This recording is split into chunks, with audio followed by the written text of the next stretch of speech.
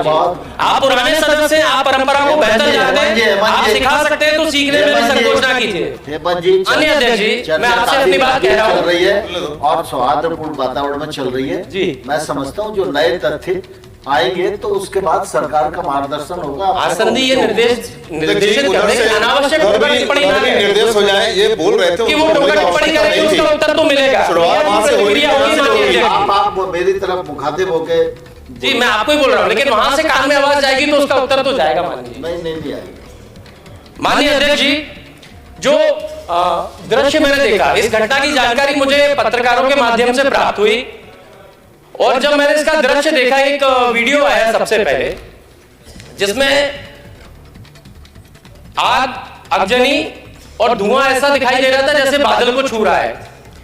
ऐसा दृश्य मैंने माननीय अध्यक्ष जी पिछले इसके पहले कभी देखा था, तो एक हिस्ट्री चैनल आता है, उसमें जब विश्व युद्ध के हम लोग पुराने वो देखते हैं वीडियोस, तो उसमें इस तरह का दृश्य देखने को मिलता है। मान लीजिए वास्तविकता में देख के पहले ऐसा लगा ही नहीं कि कोई पटाखे की फैक्ट्री में आग लगी है। मुझे पहले ऐसा लगा कि मैं पत्रकार को पूछूं कि ये कहां युद्ध छिड़ गया, किन देशों में इतना बड़ा धमाका। ये पटाखे नहीं है जो सुतली बम बता रहे हैं, ऐसा प्रतीत तो नहीं हो रहा माननीय अध्यक्ष जी। ये जांच का विषय है।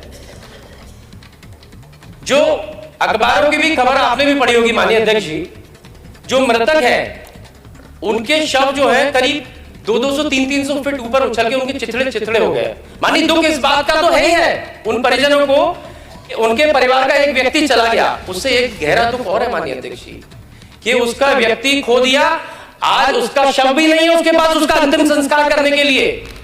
अंतिम संस्कार के बाद हम लोग हिंदू धर्म में जानते हैं आत्मा को शांति प्रदान करने के लिए जब तक मृत्यु भोज अंतिम संस्कार की क्रियाएं नहीं हो जाए माननीय अध्यक्ष जी, तब तक आत्मा भटकती रहती, शरीर यहां रहता।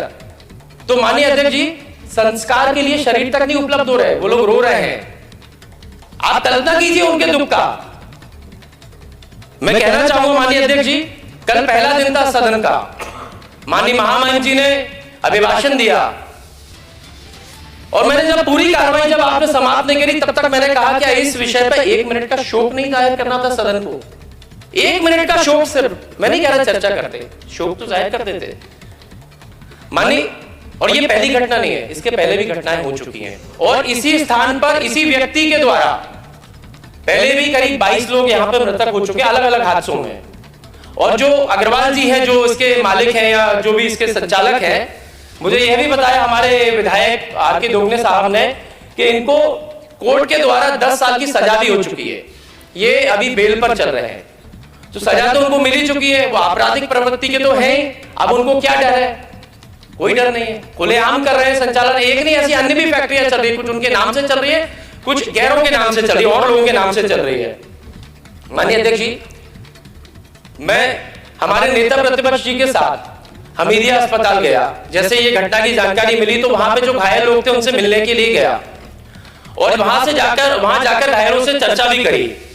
और जब घायलों से चर्चा करी माननीय अध्यक्ष जी, जो चीजें उन्होंने बताई, एक चीज तो जो हमारे माननीय मंत्री जी राव साहब ने कहा कि आप इस बात से सहमत होंगे कि वहां कम लोग होंगे, तो मैं इस बात पे असहमति जाहिर कर देता हूं। मुझे तो उल्टा उन्होंने ये बताया कि ये हमारा तनख्वाह लेने का समय था कि हम सब लोग तनख्वाह लेने के लिए इस समय पे जाते हैं, छुट्टी का अवकाश का दिन होता है, तो उस दिन संख्या और अधिक होती है जो सामान्य होती है, क्योंकि सब अपने परिवार को भी लेके जाते हैं कि कुछ रुपया मिल जाए, 2-5 हजार रुपए। लेबर को क्या मिलेगा? कुछ 10-5 हजार मिल गया तो परिवार के साथ वहीं से चले गए, थोड़ा सा बच्चों के साथ घुमाए। तो उस दिन संख्या जो सामान्य है उससे भी अधिक थी। और जो घटना में बताया जा रहा है कि 10 या 11 लोग मृतक हैं, मुझे ऐसा लगता है माननीय अध्यक्ष जी, जो बार बार वहां पे मंत्री जी और सब लोग जा रहे हैं, मुख्यमंत्री, कहीं ऐसा तो नहीं घटना को दबाने के लिए जा रहे हैं कि प्रधानमंत्री जी की इस पे नजर है।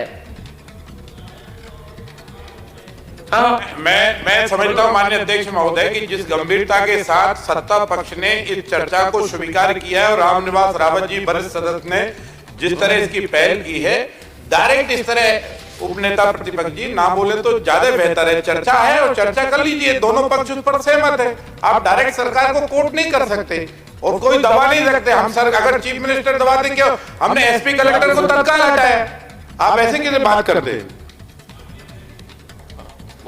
सब टोक रहे हैं, माननीय सबका जवाब भी नहीं, अभी हेमंत जी बोल रहे हैं। तो फिर इनको माननीय अध्यक्ष जी बोलने से रोकिए ना, ये क्यों बीच में इंटरप्ट कर रहे हैं? शांत रहे। हेमंत जी आप अपनी बात। जी पहले माननीय जी का मैं बता देता हूँ कि आपने एसपी कलेक्टर को हटाया, स्थानांतरित किया। आप थोड़ा परिभाषा पढ़ लीजिएगा। स्थानांतरण एक सामान्य प्रक्रिया है, वो कोई सजा नहीं होती है, कोई सजा नहीं होती है। हटाया है, स्थानांतरण नहीं किया। हटाने का शब्द का मतलब नहीं समझते। अच्छा हटाया आपने, नौकरी से हटाया, रामेश्वर जी, नौकरी से हटाया, कुछ भी बोल रहे माननीय अध्यक्ष जी, इनको ज्ञान ही नहीं है। हेमंत जी आप भी वरिष्ठ सदस्य नहीं। हैं, उपनेता है, ये प्रश्नकाल नहीं है, सवाल का जवाब ऐसे देना हटाया। जरूरी नहीं है। रामेश्वर जी आप भी ध्यान रखें अपनी बात। अध्यक्ष जी अगर निलंबित करते ना तो सरकार की भी छवि अच्छी बनती। कम से कम इतना तो कर दे। मुख्यमंत्री जी तो इसमें संवेदनशील रहते हैं हमेशा। हेमंत जी आप अपनी बात पूरी करो, टाइम हो रहा है। अभी नेता प्रतिपक्ष और मुख्यमंत्री जी को भी बोलना जी है। जी माननीय अध्यक्ष जी, मैं सिर्फ इतना और कहना चाहूंगा कि जो वहां पर घायल लोगों ने हमें बताया, अवगत करवाया कि फैक्ट्री के आसपास घनी आबादी बसी हुई थी।